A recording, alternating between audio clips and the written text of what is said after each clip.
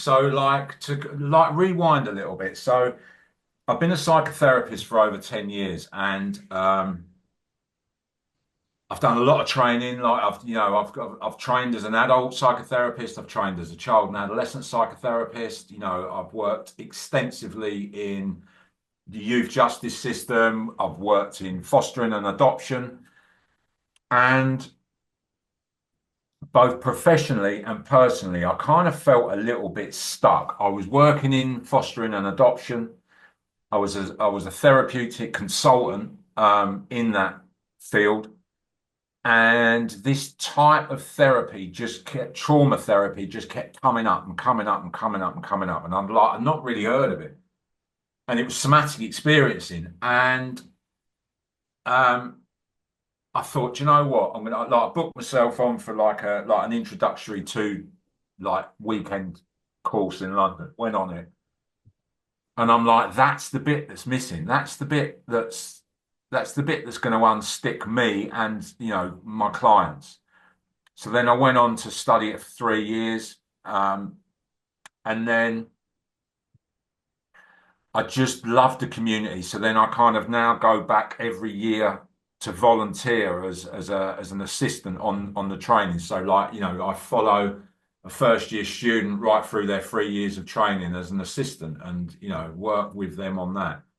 But my point is, when I was studying in the first year, the lecturer was talking about being stuck on, like in fight or flight, with that constant adrenaline in the system, that constant energy that you were just talking about then. And he said, that's why you find a lot of endurance athletes are their nervous system is stuck in fight or flight. And I was like, I put my hand up. I was like, can you talk to me a little bit more about that? At the time, I was doing a lot. I was like Forrest Gump. I was running all the time. But it was almost out of necessity, not out of because I wanted to. Like if I didn't run on a certain day, I would feel horrific because I'd have all this energy inside of me. And he explained it as in we are like our baseline kind of is way up in fight or flight. And a healthy baseline is in the middle of kind of regulated, the bit in the middle. And what happens is when we sit still, it drops so much that we experience discomfort, and our brains then automatically want to get us up and moving, either, by picking up a phone or distraction or whatever that might be. And one of the ways that we find that we deal with it is endurance running, because it's continually, you're continually using that. And I got really curious about that. And then through working on my nervous system for the last 5 years now, I've experienced something different. I've not stopped the endurance stuff. Like one of my goals this year is the Gower 50. Like it's a 50-mile ultra marathon around Wales. But I don't run now because I have to. I run now because I want to, I experience it differently. I experience for the first time, this might sound a crazy thing. I now experience joy, like real joy when I'm out running, like just being out in nature, just being like from my window here. I live in Derbyshire. There's a great big hill in front of me with woods at the top of it. To run up the hill and through the woods in the morning when the sun comes up and the sun's coming through the trees and you can hear the birds singing, etc., etc., etc. You can feel the warmth on your body. Mate, I've cried multiple times running through there, just experiencing joy. So it's about being able to regulate your nervous system. So your nervous system comes from a place of your baseline is in regulation rather than it being stuck in fight or flight, where there is a need to, like almost as I said to you earlier, like there's a chemical, like what's the word? There's a reliance. There's a reliance on the chemical like of adrenaline. where you need to get to. And I don't, and I was just curious, how you experience that now. Yeah, I'm definitely in a place where I am the same as you now, Gary, that I'll choose to do events because I want to. Yeah. I've got a bit of a thing about collecting different areas where I've ran. That's definitely on the agenda Uh, this year. So half marathons in places where I haven't done, looking at doing something abroad. Hopefully this year, like a half marathon abroad, even if it's a 10K abroad, that would be quite fun. But when I did start, and even with Paul, right, don't fancy Malaga Marathon in December after the oh yes, Q4. that's so true. Yeah, that's so true. Whether I fancy a marathon or not, though, I'm not sure. But yeah, I found the London Marathon the hardest thing I've done, Yeah, and that's including the Jurassic Coast 54K. So because of the consistency of it, and I've yeah, spoken about that many times. It was such a weird concept that shorter distance, harder feeling yeah. completely, just harder on the body, but very much similar to you when I first started the self-development thing and stuff, I used to run to take myself out of my comfort zone, and in a weird way, it was the place that I would prove this older version of myself wrong.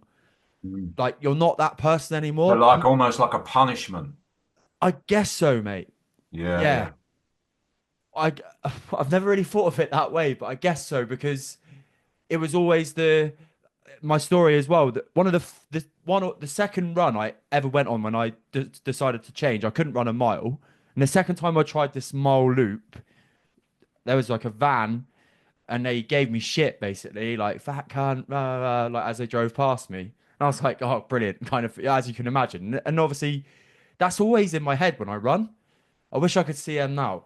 And you know what? I'll even admit this on the last weekend, the football team I played for, we played in the county cup, and I played against a team that I've played against fucking multiple times, but in a different league. But because we're in the county cup, we came together again, and all these lads, I was like 18, 19 at the time. I remember them. I remember their faces, how they spoke to me on the football pitch when I was bigger, and the roles would reverse now, mate. Yeah, And yeah, yeah. but that resentment of like whether it was me or them, I don't know, was still inside of me. I've never, and this is where like you can we speak about people who have trauma in their nervous system and they go on to be endurance athletes. And I also listened to Simon Mundy's Champion Thinking, which I recommend to go and read or listen to. It's a great book. But he speaks about professional athletes and how they've overcame mental illnesses, trauma, but also then go on to be champions. Like talks to Johnny Wilkinson, who's obviously probably the most highly prestigious guy that he spoke to about how he won the World Cup and it made him depressed. Yeah, Essentially, yeah. that was his number one goal. That was his identity. He was going to go and win the World Cup, and then boom, after he'd done it, that was that. I'm on a bit of a tangent there. But when I was on this football pitch, I probably played the best game of football I'd played in 3 years. But also I played it like a twat. I was so competitive. I was giving shit, and that's really out of my character. But there was Yeah, yeah. something still there that I've like maybe not dealt with.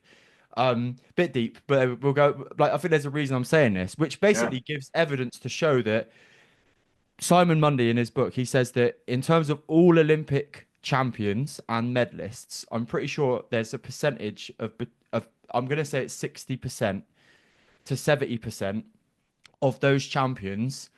When you speak to them about their story, they've experienced trauma in their childhood, Yeah, yeah. and that's given them the whether you Drive. call it motivation, Yeah, yeah. drive, self punishment in terms of some of the training that they do to go on and achieve these great things.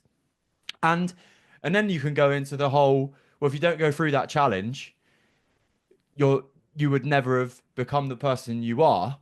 But Yeah. at the same time, you got to think of it from a perspective of when you're talking about that place of fear Mm. and that place of safety, calm, serenity that we all love to experience. How long have they been sat in that place of fear throughout Yeah, their yeah. career to get to that point? It's just a really interesting topic, I think.